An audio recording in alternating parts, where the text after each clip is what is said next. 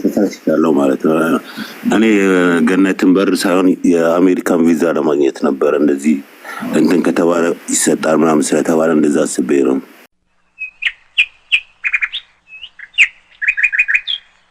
አንተ አታምንም።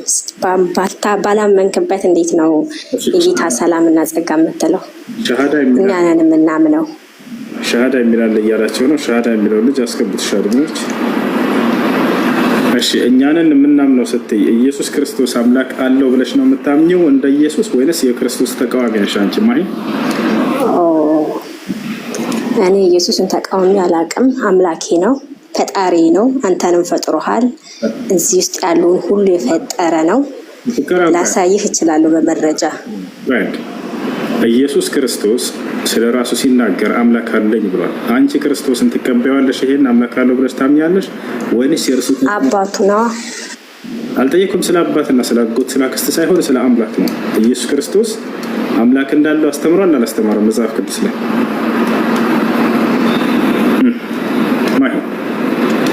አምላክ እንዳለው አላስተማረም። አምላኬና አባቴ እያለ ግን ተናግሯል። አላስተማረም። ያላስተማረውን አስተማረ አትበል። አታስት፣ እስኪ አታስት። ወጋው ራስህ ይፍረስ። አዳንቺ ይኸውልሽ ዮሐንስ ወንጌል ምዕራፍ 20 ቁጥር 17 ላይ ኢየሱስ ክርስቶስ ሲያስተምር ሲናገር ወደ አምላኬ አድርጋለሁ ብሎ ተናግሯል አልተናገረም? ማይሙት ናሽ ብሏል። ያ ብሏል። ግን እኮ በስጋው ነው አልኩህ እኮ። በአዳንጭ አንድ ጊዜ ኢየሱስ ክርስቶስ ወደ ያዳመጥኩ ነው። አምላኬ ያለው ማንን ነው ነው ጥያቄ? አባት ተብሎ የተጠራው በመጽሐፍ ቅዱሳችን አብ ነው። በጣም ጥሩ። ስለዚህ አብ አባት ተብሎ ተጠርቷል። ስለዚህ ለኢየሱስ ክርስቶስ አምላኩ ነው ማለት ነው አይደለም? ያ ወልድ አባቱ ነው እንጂ አምላኩ አይደለም። አባቱ እግዚአብሔር ኢየሱስ እኮ እግዚአብሔር እኮ ነው። ምን ሆነሃል? እግዚአብሔር እኮ ነው ኢየሱስ ክርስቶስ። እሻለውጂ አምላኬ የሚለው ማንን ነው ስለሽ አብን ነው አልሽ። ስለዚህ ለኢየሱስ ክርስቶስ አብ አምላኩ ነው ማለት ነው አይደለ? መጽሐፍ ቅዱስ ላይ እኮ ብለዋል። እዛ ጋር እኮ አምላኬና አባቴ ብለዋል። ግን አባት ነው። በመጽሐፍ ቅዱስ ደግሞ አብ መለኮትን ነው የሚያሳየው። ገባ? መለኮታዊ ኢየሱስ ክርስቶስ ደግሞ በምድር ላይ ስጋ ስለለበሰ ላስረዳ። ቆይ ለስበክ ትንሽ። ምን ሆነሃል አንተ እንዴ? አዳምጥ እንጂ። ኢየሱስ ክርስቶስ ደግሞ ስጋ እንደመልበሱ መጠን ወልድ እንደመሆኑ መጠን የግብር ስራ እንደመስራቱ መጠን ስጋን ለብሷል። ስለዚህ ልጁ ወልድ አባቱ ነው አብ ማለት ነው። ስለዚህ አምላኬና አባቴ ብሏል እንጂ አምላክ እየለያየህ እኮ ነው። አሁን እኮ ሁለት አምላክ አደረጋችሁ እናንተ። ገባ? በእናንተ አስተምሩ። ጥያቄ አምላክ የሚለው ማንን ነው ስለሽ ከእርሱ ከኢየሱስ ሌላ ነገር አይደል? አብን ነው። ጥሩ። ስለዚህ ኢየሱስ ክርስቶስ አምላክ አለው ማን ይባላል? አብ ይባላል። አለቀ። ኤፌሶን ምዕራፍ 1 ቁጥር 3 የኢየሱስ ክርስቶስ አምላክ ይባረክ ይላል። ማን ነው የኢየሱስ ክርስቶስ አምላክ?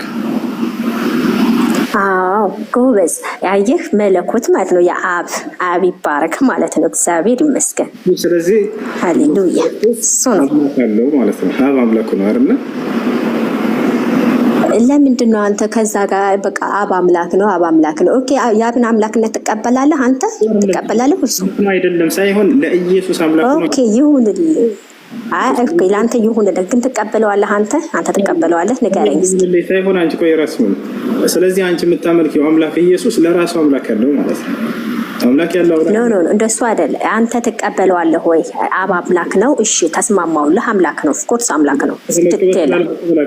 ስለዚህ አምላኳ ኢየሱስ ለራሱ አምላክ አለው። አያሳዝንም? ባለ ኖ እንደሱ አይደለም። አንተ እንደተረዳኸው አይደለም። እግዚአብሔር ብቻውን የሚመለክ እስራኤል ሆይ ስማ አምላካችን እግዚአብሔር አንድ አምላክ ነው የተባለልን። ገባህ? እኛ ሲጀመር አታነጻጽረንም። ገባህ? ከእናንተ ጋር አታነጻጽረንም። አንድ አምላክ የተባለው ማን ነው? መጽሐፍ ቅዱስ ነው። አንድ አምላክ የተባለ አብ ነው አልኩህ። አብ እንዴት ነው አንድ አምላክ የተባለበት? መለኮት ነው። እኔ እንዴት ላስረዳችሁ? እናንተ እኮ ብትጠጡም እንጃ በጥብጠን ብንሰጣችሁ ማለት አትረኩም። ስለዚህ ዝም ብለን ነው የምንለፋው ለኢየሱስ ክርስቶስ። ስለዚህ አንቺ የምታመልኪው አምላክ ለራሱ ኢየሱስ ክርስቶስ ግን አምላክ ነው። መጽሐፍ ቅዱስ ላይ ቆይ መጽሐፍ ቅዱስ አምላክ ነው ብሎ ከሰጠኝ እኔ ምን ብዬ ልቀበል? የእናንተን ነው የምሰማው? እሱ እስኪ ንገረኝ። እኔ እውነቱን መስማት የምፈልገው መጽሐፍ ቅዱስ እኮ አምላክ ፈጣሪ ነው እያለኝ ነው። እናንተን ነው ልሰማው የምችለው? ሙሴ አምላክ ነው አይደለም? ኖ የሙሴ አምላክነትና የኢየሱስ ክርስቶስ ይለያያል። እና ሙሴ ጋር ምን ያስኬድ? ሙሴ እኮ ፍጡር ነው። ይለያያል አይለያይም ሳይሆን ሙሴ አምላክ ነው ወይንስ አይደለም? አይደለም፣ በፍጹም አይደለም። ሙሴ ነብይ ነው። ኦሪት ዘጸአት ምዕራፍ 7 ቁጥር 1 እና ምን ይላል? እሱ ለፈርዖን ነው፣ ለፈርዖንና ለሕዝቡ አምላክ ተደርጎ የተሾመበት። እግዚአብሔር አምላክ አድርጌሃለሁ ብሎታል አላለውም? ሙሴ ብሎታል፣ ግን ተደርጎ ነው። ገባህ? ምን ተደርጎ ነው? ተደርጎ። በጣም ጥሩ። ስለዚህ የኢየሱስ ክርስቶስ አድራጊ አለው። ማን ነው? የሐዋርያት ሥራ ምዕራፍ 2 ቁጥር 36 ላይ ምን ይላል? እግዚአብሔር ኢየሱስን ጌታ አደረገው ይላል። ተደርጎ ነው ጌታ ሰው። ኧረ አንተ እንደው ብጠፋ ይሻልሃል። ምንም አትጠቅምም አንተ። የሐዋርያት ሥራ ኖ ለምንድን ነው እግዚአብሔር እኮ ኢየሱስ ክርስቶስ እኮ ዓለማትን ሁሉ ፈጠረ እኮ። ለምንድን ነው የፈጠረውን ያልተቀበልከው? የሙሴን አምላክነት ተደርጎ ነው የፈጠረው። የሙሴን አምላክነት እንዳትቀበል ያደረጋት ምን እንደሆነ ምክንያቱም ሰምታችኋል። እርሱ አምላክ ተደርጎ ነው እንጂ አምላክ አይደለም ማለት ነው። ስለዚህ ኢየሱስ ክርስቶስ ስም ተደርጎ ነው። አሁን ላሳይሽ ነው ማስረጃ። እሺ ተረጋጊ። ታሳየኛለህ? እሺ ቆይ፣ እሺ ታሳየኛለህ። መጀመሪያ መረጋገጥ አለበት መረጃውን ከመክፈት በፊት ወገናችን። ይኸውልህ አምላክ ማነው? ኢየሱስ ክርስቶስ በመደረግ ያገኘው ስልጣን ነው ጌትነቱ። ገብቶሻል አይደለ? አዳምጫውን ማስረጃ ላሳይሽ ነው። እሺ አይ እውነት እልሻለሁ እኔ ከራሴ አንዳች ጌትነቱን ነው ወይስ ፈጣሪነቱን ነው የምታሳየኝ? ፈጣሪነቱን ነው ጌትነቱን ነው የምትነግረኝ? እውነት እልሻለሁ እኔ ከራሴ አንዳች አልናገርም፣ እንዳነበብኩ እናገራለሁ። ንግግሬም ቅን ነው ከመጽሐፍ ቅዱስ በማስረጃ እንጂ ከራሴ አልናገርምና። ዳሩ ግን ትምህርቴስ ከመጽሐፍሽ እንጂ ከራሴ አይደለም። እውነት እልሻለሁ ይሄን ልትቀበይ አንቺ ብፁዓን ትሆኛለሽ። ማየ ነኝ የጌታ ሰው ዘመንሽ ይባረክ። እየጸለይኩ ነው ደግሞ እኮ ማስተምርሽ። የሐዋርያት ሥራ ምዕራፍ 2 ቁጥር 36 ያው ማይ ኢየሱስ ክርስቶስ ተደርጎ በመደረግ ያገኘው ስልጣን ነው። አንብዩ እዚህ ጋር ማይ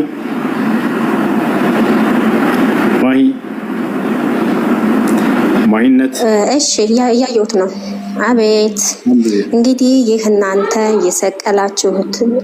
የሰቀላችሁትን ኢየሱስ ክርስቶስ እግዚአብሔር ጌታ ክርስቶስ አደረገው፣ የእስራኤልም ወገን ሁሉ በእርግጥም ይወቁ ይላል። እሺ ይሄ ታዲያ ምንድን ነው? ተደርጎ ነው። ምንድን ነው? ሙሴ እኮ ተደርጎ ነው። ኖ አይገናኝም። ክርስቶስን ተደርጎ ነው። ማን ያደረገው? እግዚአብሔር ጌታ ያደረገው ይላል።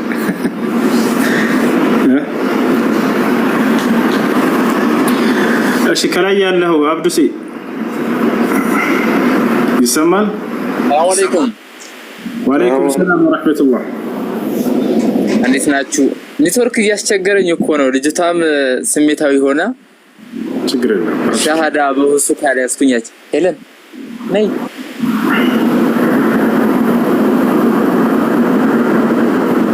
ሰላም ፍሪ በአላ አሳ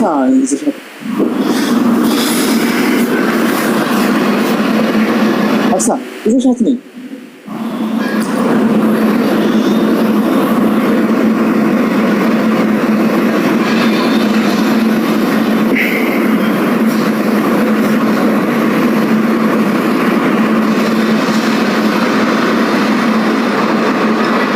እሺ ጥያቄ ያላችሁ ቀጥሉ።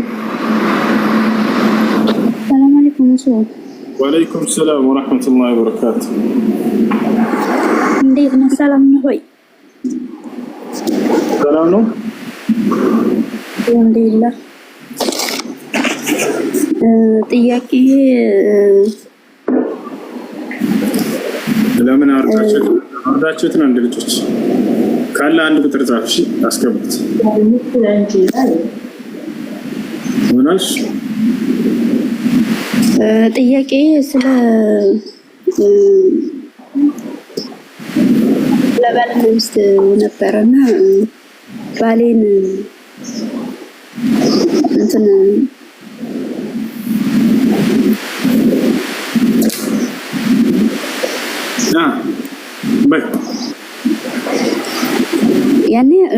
ማልወደው ከሆነ ማልፈልገው ከሆነ ፍቺ መጠየቅ እችላለሁ? ከሌላ ወንድ ጋር ምናምን ጀምረሽ ነው? ላ አይደለም፣ ወላሂ እንደዛ አይደለም። አንድ ነገር እንገራችሁ፣ ማንም ሴት በትዳሯ ላይ ከሌላ ሰው ጋር ጀምራ ከባሏ አልወደድኩትም እና ብላ ፍቺ የጠየቀች ሴት እቺ የጀነት ምሽታ ታገኝም ተብላ ተገልጻለች። በትዳር ላይ መማገድን ኢስላም በጣም ስለሚጠራ በትዳሯ ላይ እንትን ብላ የሄደችን ሴት ነቢያችን ሰለላሁ ዐለይሂ ወሰለም ይሄን እንዳታደርግ ሴት ልጅ በጣም ከባድ የሆነን ቃል ተናግረዋል። ነቢያችን ሰለላሁ ዐለይሂ ወሰለም ሲናገሩ ምን አሉ? أيما امرأة سألت الطلاق من غير ما بأس حرام عليها رائحة الجنة. ያለምንም ምክንያት ባሏን ፍቺ የጠየቀች ሴት የጀነት ሽታ በእርሷ ላይ እርም ነች አሉ። ያለምንም ምክንያት ሲባል ጊዜ ከባሏ ምንም ያጣችው ነገር የለም፣ ግን በትዳሯ ላይ ማገደች ከሌላ ሰው ጋር ሄዳ እንትን አለች። ይሄ ክፉ ነገር ነው አይደለም? ነው። በዚህ ነገር ላይ አላህ የጀነትን ሽታ እንድታገኝ አያደርጋትም ማለት ምን ማለት ነው? የጀነትን ሽታ አታገኝም የሚለው ቃል በወንጀል ከባድነት ለመግለጽ የተጠቀሙ ቃል እንጂ ጀነት ጭራሽ አትገባም እያሉ አይደለም ነብዩ ሰለላሁ ዐለይሂ ወሰለም። ምክንያቱም ሙሉ በሙሉ ጀነትን የሚከለክለው አላህ ሱብሓነሁ ወተዓላ መካድ ነው፣ ሶላትን አለመስገድ ነው። ከዚያ ውጭ ያሉ ወንጀሎች ወይ አላህ ሱብሓነሁ ወተዓላ ይምራቸዋል ሰውየውን ንስሐ ካደረገ ወደ አላህ፣ ወይም ደግሞ ባለው ኃጢአት ልክ ይቀጣል፣ ጀነትን ግን አያገኝም። ስለዚህ በቁርአንም ሆነ በሐዲስ ላይ የሆነ ወንጀል ተጠቅሶ ይሄን ያደረገ ጀነትን ሽታ ያገኙ፣ ይሄን ያደረገ ከኔ አይደለም፣ ይሄን ያደረገ ከሙስሊሞች አይደለም፣ ይሄን ያደረገ ከአላህ ዘንድ የተረገመ ነው፣ አላህ እነዚህን ሰዎች ረግሟቸዋል፣ ነብዩ ሰለላሁ ዐለይሂ ወሰለም በሐዲስ ሰዎች ረግሟቸዋል ሲባል ጊዜ ያ እዚያ ጋር ይሄ ቃል ተቆራኝቶት የተጠቀሰ ወንጀል ከታላላቅ ወንጀል መሆኑን ለመግለጽ ነው። በታቻላ ለምሳሌ ብዙ ጊዜ የክርስቲያን ሰባኪዎች የሚያነሱት ነገር አለ። እሱ ምንድነው? ሱረቱ ተውባ ላይ ያለውን አንቀጽ ቃተለሁሙላህ አላህ ያጥፋቸው የሚለውን አንቀጽ አላህ ያጥፋቸው ይላል። ይህን ዛሬ ላብራራላችሁ። አላህ ያጥፋቸው ይላል ምን ማለት ነው? አንደኛ አላህ ያጥፋቸው የሚለው እርግማን ነው። ከማን? ከአላህ ሱብሓነሁ ወተዓላ ዘንድ። እርግማን ሲባል አላህ ሱብሓነሁ ወተዓላ ተራጋሚ ነው የሚሆኑ እየረገመ ነው ወይ? አይደለም። ቅድም እንዳልኳችሁ የሆነ ወንጀል ተጠቅሶ እርግማን ከተከተለው ያ ወንጀል ከታላላቅ ወንጀል መሆኑን ግዝፈቱን ለመግለጽ ነው እርግማኑ ተከትሎ የሚመጣው። ወጣችኋል? ያ ነው ከታላላቅ ወንጀል መሆኑ ከታወቀ ነገ የውመል ቂያማ ከባድ ቅጣት እንደሚያስከትል ነው። ታዲያ እዚህ ጋር የተጠቀሰው ነገር ምንድን ነው ከተባለ አላህን ልጅ አለው ብለው በመናገራቸው ነው አይሁዶችና ክርስቲያኖች። وقالت اليهود عزير ابن الله وقالت النصارى المسيح ابن الله ذلك قولهم بأفواههم يضاهئون قول الذين كفروا من قبل قاتلهم الله أنى يؤفكون ይላል። ታቻላል አይሁዶች በእርግጥም ዑዘይር የአላህ ልጅ ነው አሉ። ክርስቲያኖችም በእርግጥም መሲሁ የአላህ ልጅ ነው አሉ። ይህ በአፋቸው ብቻ የሚናገሩት ከእውነት የራቀ ከንቱ ንግግር ነው ካለ በኋላ ከእነርሱ በፊት ያሉ አካሎችንም ይመሳሰላሉ አለ። አይገርምም? አይገርምም? ከእነርሱ በፊት ያሉ አካሎች ይመሳሰላሉ። ስለዚህ ለአምላክ ልጅ አለው የሚለውን አስተምህሮ ቀድሟቸው የነበሩ አካሎች እነዚህን አካሎች እየነገረን ነው ቁርአን። ቀድሟቸው የነበሩ አካሎች ነበሩ። ከዚህ አላህ ሱብሓነሁ ወተዓላ አላህ ያጥፋቸው የሚለውን የተናገረው ከዚያ በኋላ ነው። ይህ ወንጀል በእርሱ ላይ ልጅ አለው ብሎ መናገሩ ከታላላቅ ወንጀል መሆኑን ለመግለጽና ነገ የትንሣኤ ቀን አምላክ ልጅ አለው ብሎ የተናገረ ሰው ከባድ ቅጣት እንደሚጠብቀው ለመግለጽ ብቻና ብቻ። እዚህ ላይ ሌላ የሚያነሱላችሁ ነገር አለ። የቱ ጋር ነው አይሁዶች ዑዘይር ወይንም እዝራ የአላህ ልጅ ነው ብሎ የተናገሩት? ማስረጃ አምጡ ይላሉ አይደል? መሲሁ የአላህ ልጅ ነው እንዳሉ እርግጥ ነው። ይሄን ያውቃሉ። የኢትዮጵያ ክርስቲያኖች አላህ የሚለውን አምላክ ባይቀበሉ ወይም ቢክዱ፣ የአረብ ክርስቲያኖች አምላክ አላህ ነው ብለው ነው የሚያምኑት። መጽሐፍ ቅዱሳቸውን ከኦሪት ዘፍጥረት እስከ ራዕይ ድረስ መጽሐፍ ቅዱስ የአረበኛ ሄዳችሁ ብታዩት አምላክን አላህ ብሎ ነው የሚጠራው፣ እግዚአብሔር ብሎ አይጠራም። የኢትዮጵያ ክርስቲያኖች በራሳቸው ተረድተው እግዚአብሔር ብሎ ጠርተዋል። አላህ የሚለውን ስም ክደዋል። እሺ እሱ አይደለም። አሁን ጥያቄያቸው ማን ላይ ነው? ዑዘይር ላይ ነው ወይንም እዝራ የአላህ ልጅ ነው ያሉት የቱ ጋር ነው? ብሎ ኪዳን ላይ ያሳዩልናል። አንደኛ መልስ ቁርአን ላይ እያለ ያለው አላህ ሱብሓነሁ ወተዓላ አሉ በሚል ቃል እንጂ የገለጸው ተጽፏል መጽሐፋቸው ላይ በሚል አይደለም።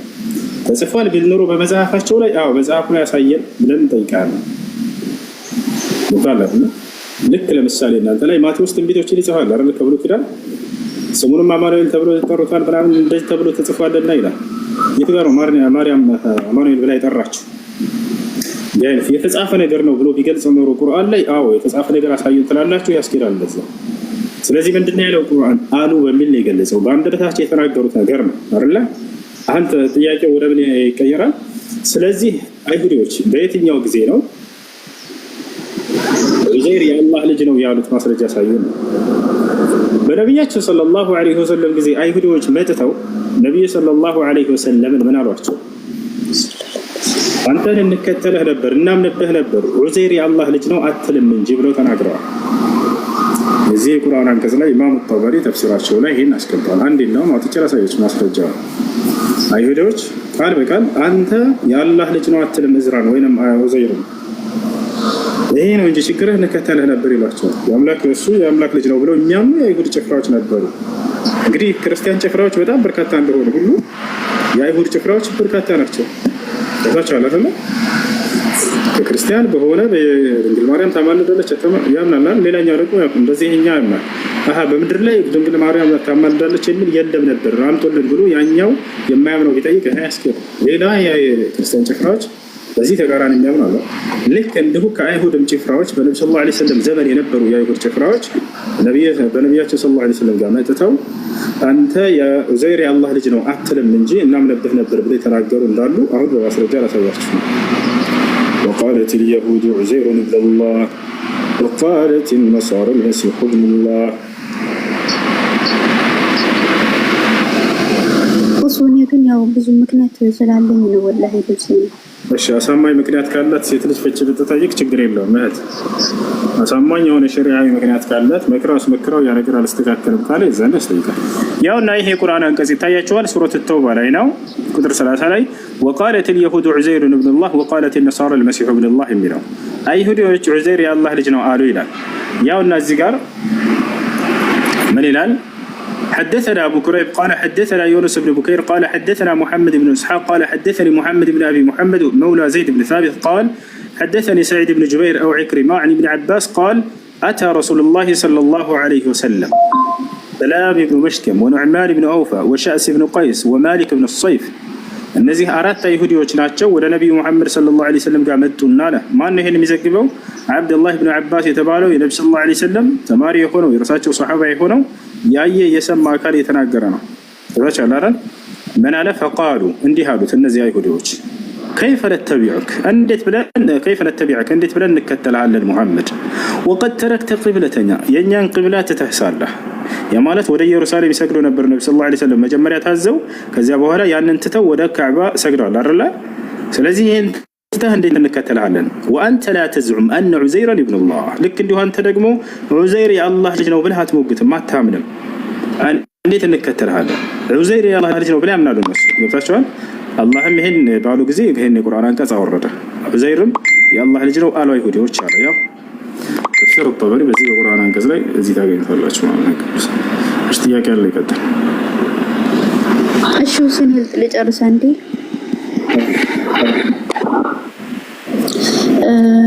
አንደኛ ምክንያቱ ያው ሶላት ስገድ ስለው ባለመስገዱ ነው ማለት ያኔ ሶላት አይሰግድም ማለት ነው።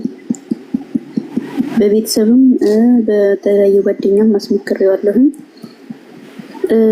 ሁለተኛ ደግሞ ያው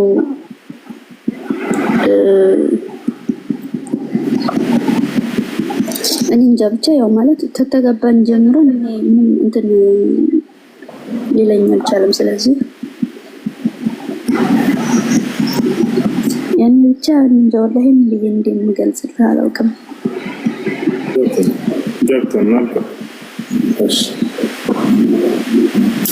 አንድ ሰው ሶላት የማይሰግድ ከሆነ መክራው አስመክራው ሚስት ባለመስገዱ ላይ ከጸና ፍቺ መጠየቅ ሙሉ ሐቅ አላት። ሁለተኛ ደግሞ አንድ ሰው ስንፈት ወሲብ ካለበት ወደ ፍቺ አትሄድ፣ ሙከራ አድርግለት። የሚታከምበት መንገድና የሚስተካከልበት መንገድ ካለ ሞክራለት። ምንም አይነት መፍትሄ ከሌለው ፍቺ መጠየቅ ሙሉ መብትና ሐቅ አላት። ስለዚህ ትችላለች። እሺ ሌላኛው ጥያቄ ደግሞ ከቤተሰቦች ጋር በተያያዘ ነው። ቤተሰቦች ጋር ትንሽ በአቂዳ ዙሪያ እንጋጫለንና ያው አባቴ ደግሞ ብር ላኪ ሲለኝ ኧረ 5 ቀን ሆነኝ በአላህ አስገባኝ ይላል። እንዴ ገና 6 ቀን ሳይሞላ 1 ቀን ታገስና ትገባለህ ኢንሻአላህ። አንድነት ሰብር አድርግ እሺ። وعليك بالصبر فإن الصبر نور። እሺ ጥያቄሽ ምንድን ናት? እና ከቤተሰቦች ጋራ በአቂዳ ጉዳይ ላይ ትንሽ እንትን እንላለን። አባቴ ደግሞ ብር ላኪ ሲለኝ እኔ አንዴ ልክለታለሁ ያው ስለ ጫት ስለሚቅምበትና ይሄንን ቢ በማለቴ አላህ ይጠይቀኛል።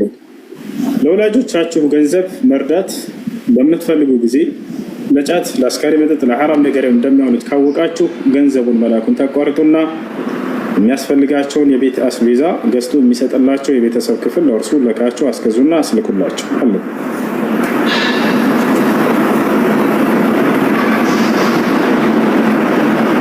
እሺ ኢንሻአላህ።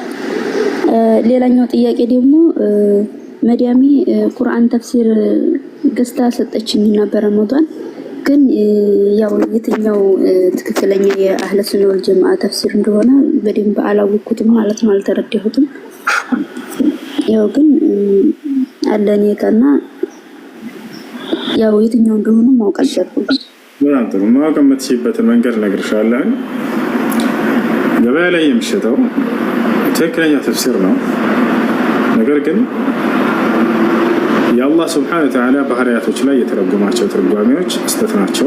እሱ ላይ በዚያ ማወቅ ትችላላችሁ። ሱራ ጣሃ ቁጥር 5 ላይ ሄደሽ እዩ። ለምሳሌ አርረሕማኑ ዐለል ዐርሽ እስተዋ የሚለውን ቃል አዛኛው አምላካቸው አላህ ከዐርሽ በላይ ከፍ አለ ነው። ቀጥታ ቃል በቃል ትርጉም። ይሄን ትርጉም ማስቀመጥ ትተው በስልጣኑ ከፍ አለ ብለው የሚያስቀምጡ ሰዎች ካሉ ይሄንን አላህ ስብሐነ ወተዓላ ከዐርሽ በላይ መሆኑን ለመካድ ብለው ይሄን ቃል ያስቀምጡትን ሰዎች ይሄ ስህተት ነው።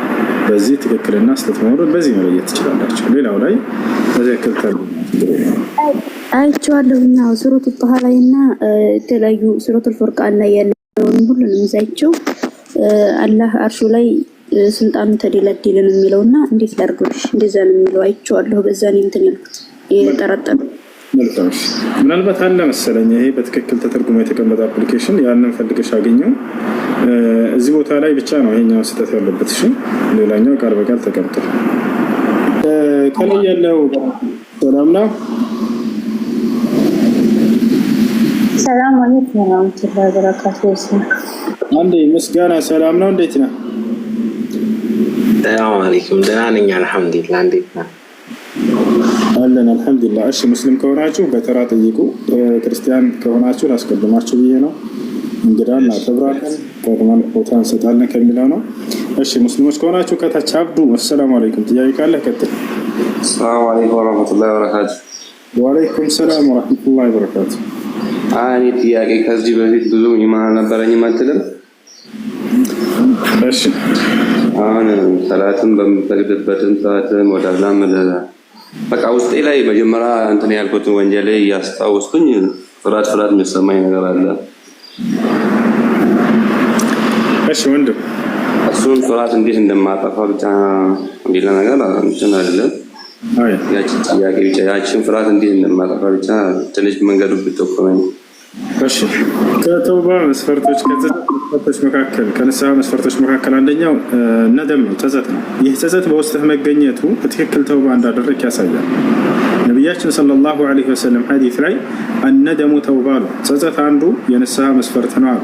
ስለዚህ ሰውየው በትክክል መተውበቱን ወደ አላህ መመለሱን ንስሐ ማድረጉን እንዴት ነው ማወቅ የምንችለው ከተባለ ያን ወንጀል ባስታወሰ ቁጥር ይጸጸታል በጣም ገብቶቻል። ይህ በትክክል ምልክት ነው። እንዳልተውበት ማረጋገጫ በዚህ ተቃራኒ ያን የሰራውን ወንጀል እያስታወሰ ይደሰታል። ደስ የሚል ጊዜ እኮ ያሳለፍኩበት ጊዜ ነው የሚል ሰው ይሄ ሰው አልተውበትም በትክክል እና ይህ ነገር በውስጥህ መገኘቱ ኢማን ነው። እንደው ገብቶሃል አይደል? ከኢማን ነው በትክክል ተውበት ከማድረግህ ምልክት ነው። እና ስለዚህ አሁን አላህ ደግሞ ወደ እኔ የተመለሰ ባሪያን ምድርለታለሁ ብሎ አልቋል። በቃ ወኢኒ ለገፋሩ ሊመን ታበ ይላል። ወደ እኔ ለተመለሰ ባሪያ እኔ እምርለታለሁ ብሏል። ስለዚህ ያንን እያስታወስኩ ሁልጊዜ በሶላትህ ውስጥ ሶላትን ትኩረትህን ሊሰርቅህ አይገባም። ምን ታደርጋለህ? አሁን በምትሰግድ ጊዜ ቢያንስ ሱረቱል ፋቲሃን ትርጉሙን አንብቡ። ሩኩዕ ላይ የሚባለው ሱጁድ ላይ የሚባለውን ትርጉሞች በደንብ አውቃችሁ ያን እያስተነተናችሁ ሶላታችሁን መስገድ ነው ያለባችሁ። እሺ አመሰግናለሁ። ጀዛከላሁ ኸይራን።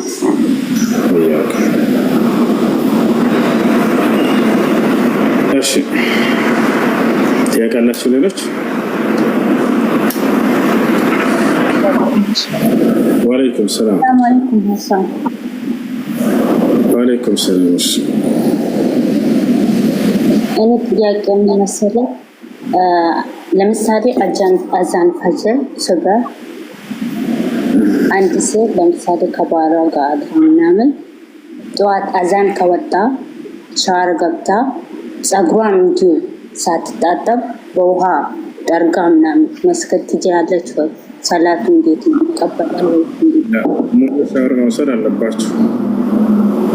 ጸጉርንም መታጠብ ግድ ነው። እሺ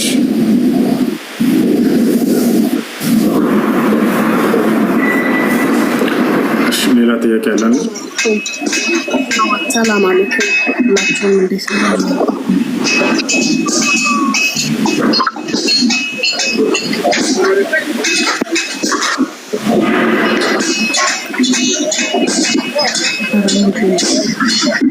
ይሰማል? ውሱ ይሰማል?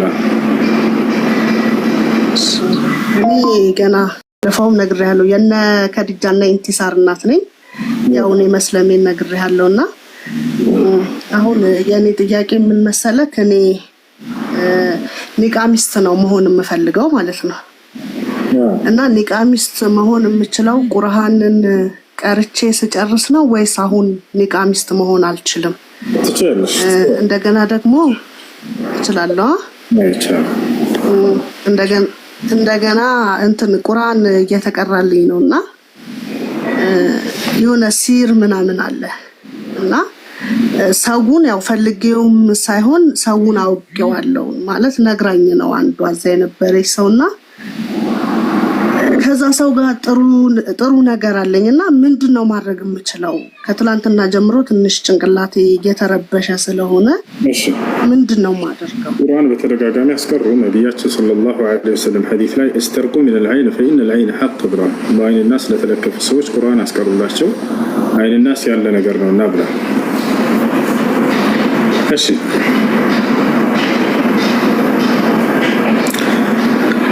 ልጅ አቤል ሰላም ነው?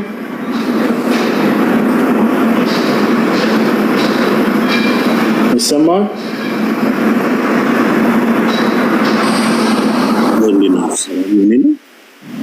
ደህና ነህ? እንዴት ነህ? አለ እግዚአብሔር ይመስገን። እንዴት ነህ? ሰላም ነው አለን አልሐምዱሊላህ። አለን። እሺ አይ ስርዓቱ ምናምን አይቼ ደስ ስላለኝ እስልምና ለመቀበል አስቤ ነበር። እሺ እስልምና ለመቀበል ፈልገህ ነው? ያ እሺ የምለውን ቃል አብረህ እየተከተልክ ለማለት ዝግጁ ነህ? እሺ በል አሽሀዱ አላ ኢላሃ ኢለላህ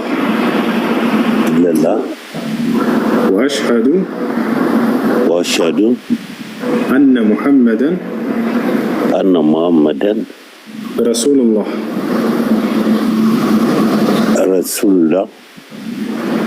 በቃ ጨርሰሃል። አሁን ያልከው ቃል የሸሃዳ ቃል ወይም የምስክር ቃል ይባላል።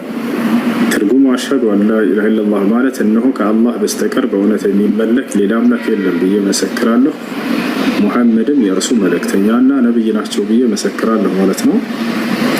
አንድ ሰው እስልምና ሲቀበል ጊዜ አላህ ምን ያደርግለታል? ለዚህ ሰው ወደሚለው ስንመጣ ያለፈ ኃጢአቱን ሁሉ ይቅር እንደሚለው ቃል ገብቷል። እርሱ መሐሪ የሆነ አምላክ ነው፣ አዛኝ የሆነ አምላክ ነው።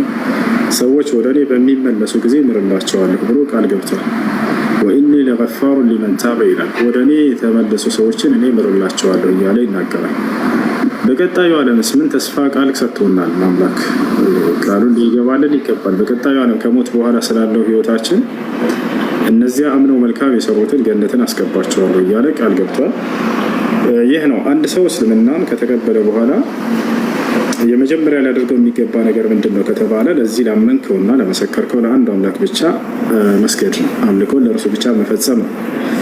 እንግዲህ የመጀመሪያው የእስልምና ሃይማኖት ትእዛዝና መሰረት ነቢያቶችም እንዳስተማሩት አምላክ አንድና ብቸኛ ነው፣ በእርሱ ላይ ቅንጣት አጋር የለውም ነው። ከዚያ በኋላ መቀጠል ለዚህ ለአንዱ አምላክ ብቻ አምልኮን መፈጸም የሚለው ነው እና ስለ ሶላት አሰጋገድ በመማር ለዚህ ላመንከውና ለመሰከርከ ለአንድ አምላክ ብቻ መስገድንና አምልኮ መፈጸምን ትጀምራለህ ማለት ነው። ስምህ አቤል ነው አይደል? አቤል ይሰማል? አዎ ይሰማል። እሺ ስሙን መቀየር ግዴታ የሆነብህም ችግር የለበትም። ስሙ መቀየር የምትፈልግ ከሆነ አንተ ደስ ያለህን ስም መሰየም ትችላለህ። ኢስላማዊ ትምህርቶች የምታገኝበት ግሩፕ መግባት የምትፈልግ ከሆነ ደግሞ ከላይ ያለችው ልጅ ፎሎ አድርጋት። የወንዶች የራስ የሆነ የተዘጋጀ ግሩፕ አለ፣ እዛ ገብተህ ትማራለህ። ማንኛውም ጥያቄዎች ካለው ኢስላማዊ ጥያቄ እየገባህ እዚህ መጠየቅ ትችላለህ። ሁሌ ላይቭ ስንከፍት እየገባህ ተከታተል። እስላማዊ ትምህርቶችን ከዚህ መቅሰም ትችላለህ ማለት ነው። ኦኬ እሺ ስምህን መቀየር ትፈልጋለህ? እንቀይርልህ ወይንስ በዚሁ ይጽና? ስሙ ችግር የለውም። ስሙን ችግር የለውም። አስቤበት ተቀይሯል። ግን አንድ ጥያቄ አለ። ላይክ የቪዛውስ ነገር ቪዛ ይሰጣል ምናምን ነገር እስልምና ለተቀበለ ተብዬ ነበር። የአሜሪካ ቪዛ የሚሰጠው የጀነት ቪዛ ነው። አንድ ሰው እስልምና ሲቀበል ጊዜ ወደ ጀነት የሚሄድበትን ቪዛ አላህ ስብሐነሁ ወተዓላ ይሰጠዋል። ያን ቀደም ያነበብኩልህ የአምላክ የአላህ ስብሐነሁ ወተዓላ ቃል ነው። እስልምና ሲቀበል ሰውየው የሚያገኘው የቀጣዩን ዓለም ህይወት እንጂ ምድራዊ ህይወትን አይደለም። ለዚህ ማስረጃ አምላክ አላህ ስብሐነሁ ወተዓላ ሲናገር ምን አለ? ኢነ ለዚነ አመኑ ወዐሚሉ ሷሊሓቲ ለሁም ጀናቱ ነዒም ይላል። እነዚያ በአላህ አምነው መልካምን የሰሩ ሰዎች የገነትን ጸጋ ያገኛሉ እያለ በእርሷም ውስጥ ለዘላለም ዘውታሪዎች ናቸው ይላል እና ይሄን ይመስላል። አይ የሆነ ተሳስቻለሁ ማለት ነው። እኔ ገነትን በር ሳይሆን የአሜሪካን ቪዛ ለማግኘት ነበር። እንደዚህ እንትን ከተባለ ይሰጣል ምናምን ስለተባለ እንደዛ አስቤ ነው። አይ እንደዛ አይደለም። እኛ ጋር በሙስሊሞች ጋር ምድራዊ ህይወት የለም። በቀጣዩ ዓለም የሚገኝ ህይወት ብቻ ነው ያለው። ምድራዊ ህይወት አለ ብለን እኛ ለሰዎች ተስፋ እንሰጥም በፍጹም። በምድር ላይ እንዳውም አላህ ስብሐነሁ ወተዓላ ምን ይላል? ወለልአኺረቱ ኸይሩን ለከ ሚነል ኡላ ይላል። ማንኛውም ሙስሊም ሲገስጸን ጊዜ ከቅርቢቱ ዓለም ይልቅ የቀጣዩ ዓለም የመጨረሻው ዓለም ለእናንተ የተሻለ ነው እያለ ይነግረናል። ምክንያቱም ይህ ዓለም ጊዜያዊ ነው፣ አላቂ ነው። ቶታል ነው ለጊዜያዊ ዓለም ብሎ የሰው ልጅ የአምላኩን ቃል የሚቀበልበት እንትን ምክንያት አይኖርም። ለጊዜያዊ ዓለም ሳይሆን የዘላለማዊ ህይወትን ሊያስወርስህ የሚችል የሆነ ሃይማኖት ነው ኢስላም። አላህ በቁርአን ላይ ሲናገር ወኢነ ዳር አልአኺረተ ለሂየ አልሐይዋን ይላል። የቀጣዩ ዓለም የመጨረሻው ዓለም እርሷ ዘላለማዊ ህይወት ነች እያለ ይናገራል። እዛ እንጂ የሚገኘው እዚህ ምድር ላይ ምንዳን የምታገኝበት ነገር ከሰዎች የሆነ ነገር የምትቀበልበት ነገር አይደለም። እሺ ይሄን ይመስላል።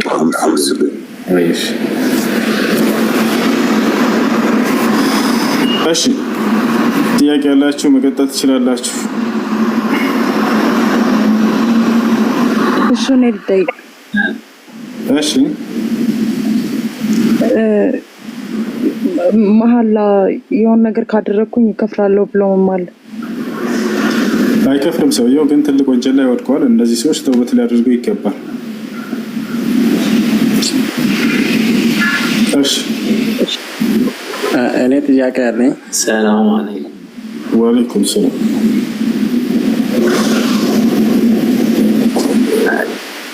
እኔ አንድ ጥያቄ አለኝ። እሺ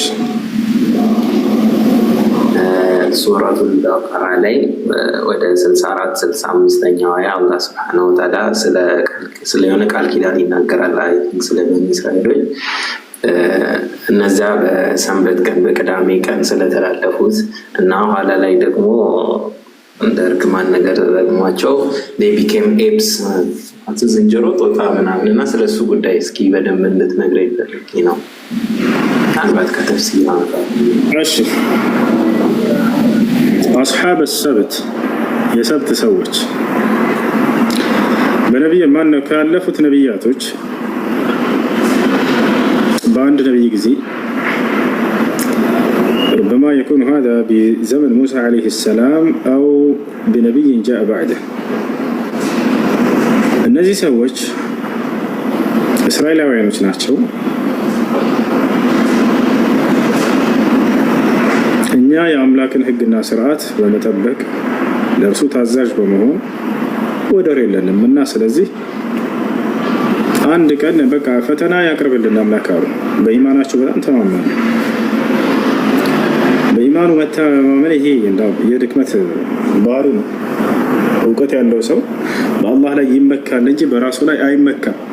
አያቸው ነቢያቶች ወዐለ ላሂ ፈተወከሉ ኢንኩንቱም ሙእሚኒን አሉ። አማኞች እንደሆናችሁ በአላህ ላይ ተመኩ።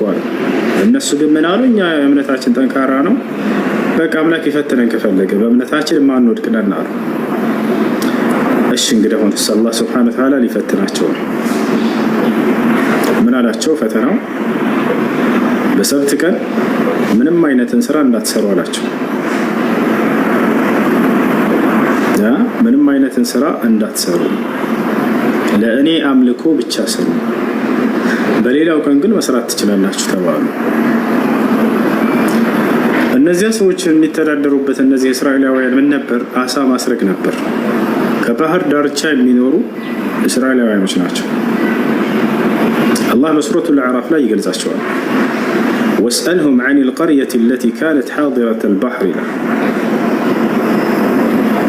ኢዝ የዕዱነ ፊሰብቲ ኢዝ ተእቲሂም ሒታኑሁም የውመ ሰብቲሂም ሹርዐን ወየውመ ላ የስቢቱነ ላ ተእቲሂም ይላል። እና እነዚህ ሰዎች ምን ፈተና ተሰጣቸው? በሰንበት ቀን ምንም አይነትን ስራ እንዳትሰሩ ተባሉ። በሌላው ቀን ግን መስራት ትችላላችሁ። ከዚያ በኋላ እንግዲህ ፈተና እስከሆነ ድረስ ፈተናው ምን ሆነባቸው? አላህ ስብሐነሁ ወተዓላ እነዚህን ሰዎች ሊፈትናቸው ነው። ፈትነን ብለዋል በራሳቸው ጊዜ። ኢማናችን ጠንካራ ነው፣ ትዕዛዝህን አንተላለፍም ምናምን ብለው ልክ ቅዳሜ ሩበማ የኩነ የውመል አሐድ ይሄ ቀን ምንድን ነው አሉ። በዚህ በሰንበት ቀን አሳ ይወጣል ወደ ውጭ። ያ ማለት በቃ ሲያዩት ቁመው ከባህሩ ዳርቻ አሳው ያዙኝ ይላል። በቃ በጣም እስከ መውጣት ሁሉ ይደርሳል። ነገር ግን የዛኔ መያዝ ምን ተብለዋል? ተከልክለዋል። እንዳትሰሩ ተብለዋል። በሌላ ቀን ሲሄዱ ደግሞ አሳ ለማስረቅ አንድ አሳ ያገኙ ይመለሳሉ። ከባድ ፈተና ነው። እነዚህ ሰዎች የሚተዳደሩት በዚህ ነው። በኢማናችን ጠንካራ ነንና የፈለገ ቢሆን ትዕዛዝና እንተላለፍን ፈትነን ብለዋል። የውመ ሰብቲሂም ሹርዕ ወየውመ ላ የስቢቱነ ላ ተእቲሂም፣ በዚህ በሰንበታቸው ቀን በቃ ይመጣል አሳው። ከሰንበት ውጭ በሆኑ ቀናቶች ደግሞ አሳ ይመጣል። በቃ ያዛቸው አላህ ሱብሓነሁ ወተዓላ ለፈተና ነው፣ ፈትነን ስላሉ። እነዚህ ሰዎች አላስቻላቸውም። ከኢማናቸው ያው ተፈተኑ፣ ፈተናውን አልቻሉም። ምን አደረጉ ታዲያ? በቃ በሰንበት ቀን አናሰርግም አሳውን። ልክ አርብ ማታ እናሰርገ እንትን ወጥመዱ እናዘጋጀውና ቀኑን ሙሉ ቅዳሜ ሰንበት እናሳልፍና የቅዳሜ ምሽት ላይ ያን ያሰረግነውን ሲይዝ ውሏል። ገብታችኋል አይደል? ማታ ላይ እናወጣዋለን። ስለዚህ በሰንበት ቀን አላጠመድንም ማለት ነው አሉ። ተመልከቱ፣ የአላህ ሕግ ላይ ዘዴን ተጠቀሙ። ይሄን የሚያደርጉ ጭፍሮች ተከፈሉ ለግማሽ። ሌሎች ምን አሏቸው? ሁለተኛ ጭፍሮቹ አላህን ፍሩ፣ ፈተና ራሳችን ጠይቀናል፣ መጽናት አለብን። ይህን ትዕዛዝ አታምፁ፣ አትስሩ፣ በሰንበት ቀን ተብለናል፣ አንሰራም አሉ። እንዳትሰሩ። ሌሎቹ ሶስተኛ ጭፍራ ተከፈሉ ደግሞ ምን አሉ? እነዚያ ደግሞ አያሰርጉም፣ ነገር ግን ምን ያደርጉ ነበር? የሚመክሩትን ሁለተኛ ወገኖች ምን ጥልቅ አደረጋቸው? እናንተ ከፈለጉ ያሰርጉ፣ አያሰርጉ። እንዲህ አይነት ጭፍራ ተፈጠረ። አጋጥሟቸው አያውቅም? አንድ ሴት ልጅ ስትጨፍር ታይና እዚህ ኮሜንት ቪዲዮ ሰርታ ኮሜንት ላይ ሙስሊም ሄደው አላህን ፍሪ እህቴ፣ በሂጃብሽ ተሰተሪ፣ እንደዚህ አትጨፍሪ ምናምን ሲሉ ጊዜ ሌሎች ደግሞ ይመጡና አንቺ ምን ጥልቅ አደረገች በራሷ ህይወት። ለራሳቸው እኮ አይጨፍሩም፣ አይሰሩትም ወንጀልን፣ ግን የሚመክርን ሰው በቃ እንትን ይላሉ። ምን ጥልቅ አደረገች በሰው ህይወት፣ ፈታ ትበለበት፣ አላህ ራሱ ይጠይቃት፣ አላህ ነው ስለሷ የሚያገባው፣ አንቺ ምን አገባሽ በህይወቷ የሚሉ ሰዎች አጋጥሟቸዋል። ልክ እንደዚያ ሶስተኛ ወገኖች ተፈጠሩ። ስለዚህ ለሶስት ተከፈሉ ማለት ነው። አሁን ቅጣት ሲመጣ የትኛውን ክፍል የሚቀጣ ይመስላችኋል? ከሶስቱ የትኛው ይድናሉ? የትኛው ይቀጣሉ? ማን ነው የሚመልስ? ቁጥር 1 ያሰረጉት፣ ቁጥር 2 የመከሩት፣ ቁጥር 3 ደግሞ መካሪዎችን የወቀሱት። በቁጥር መልሱ። የትኞቹ ናቸው የሚቀጡት? እና የሚድኑት የትኞቹ ናቸው? ሶስት የሚቀጣሉ። የሚቀጡት የትኞቹ ናቸው? ሶስት አላቸው ሁላችሁም። 1 እና 3 የሚቀጡት 1 እና 3 ናቸው። አንደኛዎቹ ወንጀሉን በመስራታቸው፣ ሶስተኛዎቹ መካሪዎቹን አትምከሩ ዝም በሉ ብለው ከመምከር በማገዳቸው ምክንያት አያችሁ። ሁለተኞቹስ እነሱ አይቀጡም። ለምን? ተው አትስሩ ብለው ከልክለዋልና። እዚህም ነው አላህ ስብሐነሁ ወተዓላ ፈለማ ዐተው ዐማ ኑሁ ምን ይላል? ወአንጀይና አለዚነ የንሀውነ ዐኒ ሱእ ወአኸዝና አለዚነ ዘለሙ ቢዐዛቢን በኢሲን ቢማ ካኑ የፍሱቁን እያለ ይናገራል። وإذ قالت أمة منهم لم تعظون قوما الله مهلكهم أو معذبهم عذابا شديدا قالوا معذرة إلى ربكم ولعلهم يتقون فلما نسوا ما ذكروا به يتمكروا بتن يتجسسوا بتن بنجر برسونا أنبي بالهم جزء أن زنجرهم ولا عشوا ولا زنجرهم لك النزي سوتش براتشون كفتون دايوت تزوت لنا شو على كسو ቅጣቱ ከመጣ በኋላ እዚያ አማኞቹ ወጥተው ሲፈልጓቸው ጊዜ ሄዱ። ደግ ብለው ወደ ቤታቸው እስከሚያቸው ብለው ሲመጡ ተቀይረዋል እንዳለ ወደ ዝንጀሮ እና ይሄ ነው ታሪካቸው። እና አንዳንድ ሰዎች ዝንጀሮ የሰው ልጅ መነሻ ከዝንጀሮ ነው ከዚህ ምናምን ብለው ከዚያ በኋላ የተራቡ ሰዎች የዝንጀሮ ሰዎች አሉ ምናምን ብለው ያስባሉ። ላ አብዱላህ ኢብኑ አባስ ሲናገር ما مسخ الله أمة إلى قردة أو خنازير إلا وأهلكها فلم يكن لهم نسل. عبد الله بن عباس من على الله عندي تنتولد ودن زنجرهم ودا أسابة ودا ثلاثة من هاي كيراتهم زراتهم ودا يدفعوا بهم إن الربو أيدركم الله سبحانه وتعالى كسو ودا للأنسات بقطعات ملك تكيروا قالوا النزي سويش بزاي تفعلون جي من الربو أيدر أنا يلي مسألة تاريخات. مرحبا.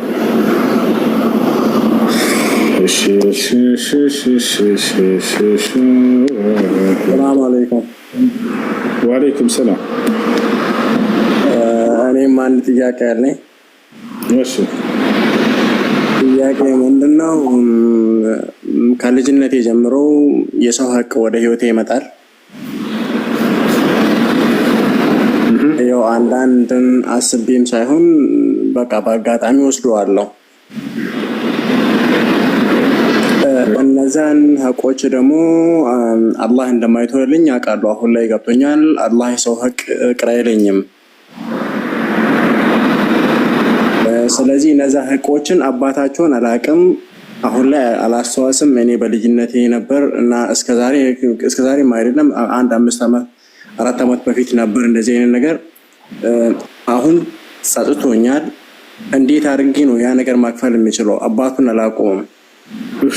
የሰው ሀቅ ካለባችሁና ባለቤትን ማግኘት የማትችሉ ከሆነ ያን በሰደቃ መልክ ለምስኪኖች መስጠት። ምን ያህልም እንደሆነ አላውቅም፣ በግምት ይሄን ያክል ሊሆን ይችላል የሚለውን አስብና አንተ ሰደቃ አድርግ፣ ስላለፈው ተውበት አድርግ። አሁን የሚያውቃቸው ሰዎችም አሉ። አፍራቸዋለሁ። ምንድን ነው የሚሉኝ? እኔ እንደወሰድክባቸው ባያውቁ ምን ይሉኛል? እነሱን ደግሞ በስጦታ መልክ ይሄ ስጦታ ሀዲያ ብለህ ስጣቸው። ያንንም ለማድረግ የምታፈር ከሆነ በስማቸው ሰደቃ ማድረግ። እንደሱም ሆነ አሁን ለምሳሌ ከሌላ ሃይማኖቶች የክርስቲያን ጓደኞች አሉ አይደል?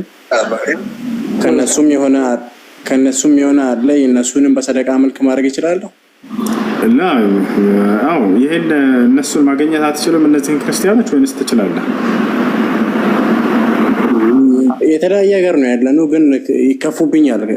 ካወቁብኝ እኔም አፍረዋለሁ። እሺ ስጣቸው። የነሱን ይሄን በስጦታ መልክ ብለህ ብትሰጣቸው መልካም።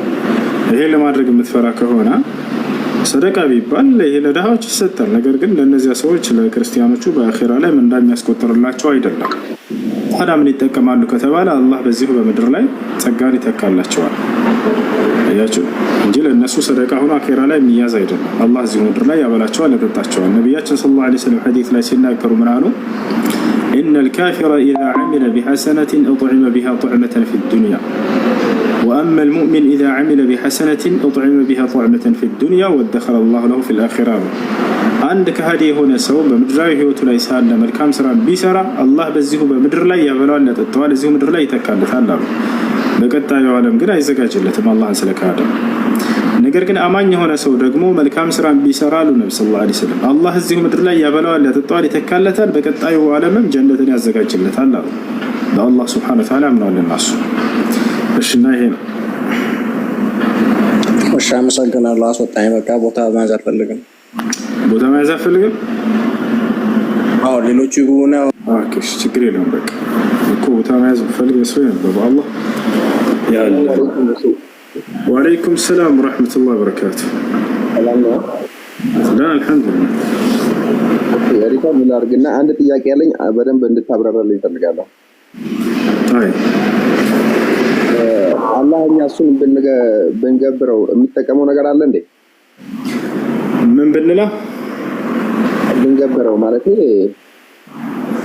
ምንድን ነው እንግዲህ በአማርኛ ልኮ ብንሰራለት ነው ብናመልከው አላህ ስብሓነሁ ወተዓላ ብናመልከው የሚጠቀመው ነገር አለ ወይ? የለም። ባናመልከው የሚጎዳው ነገር አለ? አላህ ስብሓነሁ ወተዓላ ባናመልከው ብንከዳው የሚጎዳው ነገር አለ ወይ? የለም። ይሄን ለምን ፈጠረን? እሱ ልነግርህ ነው። አላህ ስብሓነሁ ወተዓላ እኛን የፈጠረን ለምንድን ነው? ለአምልኮ ነው። የአምልኮ ማንን ነው የሚጠቅመው ከተባለ እኛን ራሳችንን ነው። እኛ ብንክደውስ ማንን ነው የሚጎዳው? ራሳችንን ነው የሚጎዳው።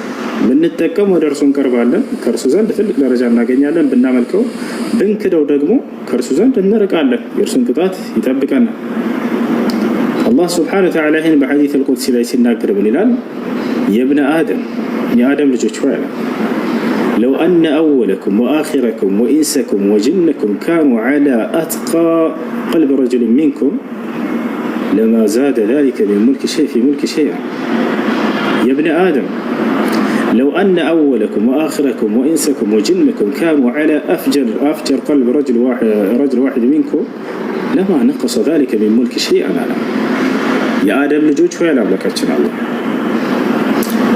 ከእናንተ የመጀመሪያችሁም የመጨረሻችሁም ሰዋችሁም ጀናችሁም ከመካከላችሁ በሚገኝ በአንድ እኔም በሚፈራ ሰው ልብ ላይ ብትሆኑ ሁላችሁም ለእኔ ስልጣን ላይ የሚጨምርልኝ ነገር የለም ማለት የአደም ልጆች ሆይ ቀጥሎ ከእናንተ የመጀመሪያችሁም የመጨረሻችሁም ሰዋችሁም ጅናችሁም በአንድ እኔም በሚያምጽ ሰው ልብ ላይ ብትሆኑ ሁላችሁም ልክ እንደዚህ አንድ ሰው እንደ አማጺ ሰው ላይ ብትሆን ከእኔ ስልጣን የሚቀንስ ነገር የለም ማለት ያችሁ። ስለዚህ ተጠቃሚዎቹ ማናቸው? የሰው ልጆች ናቸው። ያ ስለተገዛ የሚጨምርለት ነገር አይደለም። እርሱ ሁሌ ከሁሉ በላይ ነው። ምንም የሚያስፈልገው ነገር አይደለም። ወላሁ ገኒዩን ዐኒል ዓለሚን እኔ አምላካችሁ አላህ ከዓለማት የተብቃቃ ሆነኝ አለ። ሰላም يعز من يشاء ويذل من يشاء ويرفع من يشاء ويخفض من يشاء የፈለገውን ከፍ ያደርጋል፣ የፈለገውን እርሱ ዝቅ ያደርጋል። የፈለገውን ይሾማል፣ የፈለገውን ያወርዳል። ያሻውን የሚፈልገውን የሚሰራ ምን ይፈልጋል? إن الله يفعل ما يشاء እኔ አምላካችሁ አላህ ያሻኝ ልሰራለሁ እኛ إن الله يفعل ما يريد እኔ አምላካችሁ አላህ የፈለኩትን እሰራለሁ እያለ ይናገራል። ታዲያ እኛ መገዛታችን ለማን ነው የሚጠቅመው ከተባለ ለራሳችን ነው። ይታላል ወደ እርሱ ያቀርበናል አላህ Subhanahu Wa Ta'ala የእርሱን ጸጋ ይሰጠናል ብንገዛ። ብንክደው ደግሞ ከእርሱ እንርቃለን፣ የእርሱን ቅጣት ተገቢዎች እንሆናለን። እሺ ነው። ስለዚህ እኛ በምክንያት አይደለም ማለት የተፈጠርነው ለሱ ጥቅም ሳይሆን ለራሳችን ስንል የተፈጠርነው። እዚህ ላይ ምክንያት አይደለም የተፈጠርነው አትበሉን። ምክንያት አለ። የተፈጠርንበት ለአምልኮ ነው። አላህ በቁርአን ላይ ሲናገር ወማ ኸለቅቱል ጅነ ወልኢንሰ ኢላ ሊያዕቡዱን ይላል። ሰዎችንም ሆነ ጋኔኖችን እኔን በብቸኝነት እንዲገዙኝ እንጂ አልፈጠርኳቸውም ማለት። የተፈጠርንበት ምክንያት ምንድነው ከተባለ ለአምልኮ ነው። ያ አምልኮ ማንን ነው የሚጠቅመው ታዲያ ከተባለ እኛን የሰው ልጆችን ነው። ገብቷል? ብንክደውስ ማንን ነው የሚጎዳው? እኛን የሰው ልጆችን። ፈጣሪ የሚጎዳ የሚጠቀመው ነገር አለ ወይ በዚህ ነገር ላይ? በፍጹም የለም። እርሱ እሺ እንደዚህ አይነት ጥያቄ ስናነሳ ካፊር እንሆናለን እንዴ? ላ አትሆንም። ባለማወቅ ሰውየው ጥያቄ ቢያነሳ ካፊር ነው። አንድ ይሄን አንድ ጥያቄ ልጨምርና ወርዳለሁ። የሴት ልጅ ግርዛት ላይ ምን አይነት አመለካከት አለ? የኔ አመለካከት ምን ያደርጋል? የአላህና የመልእክተኛ በሸሪዓው ይቻላል ወይስ አይቻልም? ይውተኛለሽ። የሴት ልጅ ግርዛትን አስመልክቶ የመጣው ወንድ ልጅ ነው። ወኢዝ ብተላ ኢብራሂም ረብሁ ቢከሊማቲን ይላል አላህ ሱብሓነሁ ወተዓላ በቁርአን ላይ። እኔ ኢብራሂም ዓለይሂ ሰላምን በፈተንኩት ጊዜ እያለ ይናገራል። ከፈተናቸው ፈተናዎች ኢነላህ ብተላ ኢብራሂም ቢኸምሲን ምንሁ ልኺታን አሉ ነቢ ሰለላሁ ዐለይሂ ወሰለም ሐዲስ ላይ። አላህ ኢብራሂምን በ5 ነገራቶች ፈተነው። ከእርሱ መካከል አንደኛው ግርዛት ነው። ይህንንም ትእዛዙን ፈጸመ፣ ትውልዶቹም እንዲፈጽሙ ታዘዙ እያሉ ነቢያችን ሰለላሁ ዐለይሂ ወሰለም ይናገራሉ። ወንድ ልጅ ነው እንዲገረዝ የታዘዘው። ነቢያችን ሰለላሁ ዐለይሂ ወሰለም ሐዲስ ላይ ምን አሉ? خمس من الفطرة ومنه الختان አሉ። 5 ነገራቶች ከተፈጥሮ ግዴታዎች ናቸው። ከነርሱ መካከል አንደኛው መገረዝ ነው። ይህ ነው። በሌላ ሐዲስ ላይ ወንድን ሴትን ይመለከታል ብለው የሚናገሩ ሰዎች የትኛውን ሐዲስ ማንሳት ነው? ናግባ ልክ ይላል። በሌላ ሐዲስ ላይ ሰዎች ምንድነው የሚሉት? إذا التقى الخيتتان فقد وجب الغسل إذا التقى الخيتتان فقد وجب الغسل ሁለት ብልቶች በተገናኙ ጊዜ ትጥበት ግዴታ ሆነ ይላል። ኺታን የሚለውን ቃል እዚህ ቦታ ላይ ማን ነው ብልት የሚለውን ቃል የተጠቀሙት?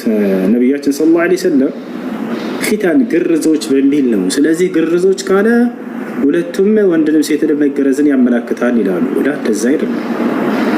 የሐዲሱ ትርጓሜ ምንድነው? ኺታን ማለት የፈለጉት ነብዩ ሰለላሁ ዐለይሂ ወሰለም ብልቶች ከተገናኙ ለማለት ነው። ያልተገረዘ ሰው መገናኘት አይችልም ወይ? ይችላል። ያን ነገር ባለማድረጉ ይጠየቃል፣ ወንጀለኛ ይሆናል እንጂ ግንኙነት እንዳያደርግ ኃጢአት ነው በእርሱ ላይ አልተባለም።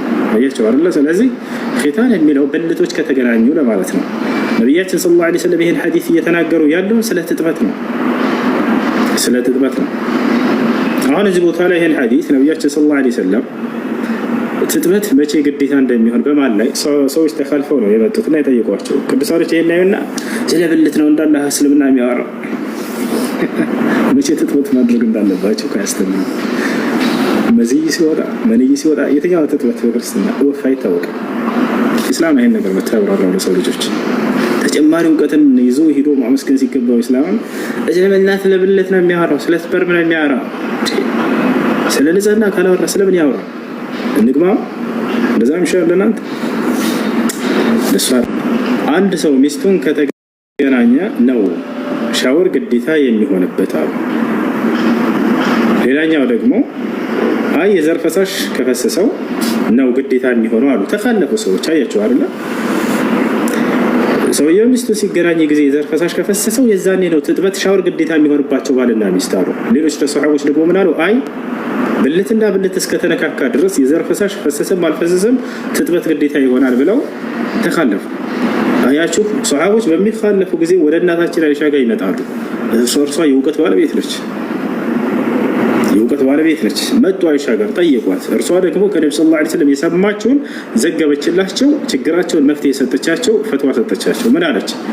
فإني قد سمعت رسول الله صلى الله عليه وسلم يقول إذا التقى الخيتتان فقد وجب الغسل من الحديث የዛኔ ተናገረች። እኔስ የአላህ መልእክተኛን እንዲህ ሲሉ ሰምቻቸዋለሁኝ። መቼ ትጥበት ግዴታ እንደሚሆን ማለት ነው። ሁለት ብልቶች እስከተገናኙ ድረስ ትጥበት ግዴታ ሆኗል ብለዋል አሉ። ስለዚህ የዘር ፈሳሽ ፈሰሰም አልፈሰሰም ግንኙነት ብልትና ብልት መገናኘቱ ብቻ ትጥበትን ግዴታ ያደርጋል ማለት ነው። ይሄ ሆነ መልሱ ማለት ነው። ሲጀምር እየጠየቁ ያሉት የዘር ፈሳሽ ከወጣና ካልወጣ ወይ ግንኙነት ማን ነው ሻወር የሚያስወስደው የሚለው። ስለዚህ እናታችን አይሻ በምን ገለጸች? ብልቶች የሚለውን ቃል ተወችውና ግርዞች በሚለው ቃል ተናገረቻቸው። ስለዚህ ሴት ልጅ ትገረዝ ይላል እስልምና። ላ ትገረዝ የሚል የለም። ብልት የሚለውን ቃል ላለመጠቀም ፈልጋ ግርዞች ብላ ያኛውን ቃል ተጠቅማ ነው እንጂ ሌላ አይደለም። የፈለገችበት ምንድነው ከተባለ ብልቶች የሚለውን ቃል ፈልጋበት ነው። ይሄ ነው። ስለዚህ እሷ አሁን ለምሳሌ ባለፈው ነው አንድ ወንድሜ ሕፃን ልጅ ወለደና ሴት ነው የወለደው። ሚስትየዋ መገረዝ አለባት ግዴታ ስትለው ላ ችግር የለውም ማለት እሱ ሲላት እሷ ደግሞ ሐራም ነው ግዴታ መገረዝ አለባት አለችው። ላ ለሴት ልጅ ግዴታ ነው፣ ለወንድ ልጅ ነው ግዴታ የተባለው። ለወንድ ልጅ ነው። እሺ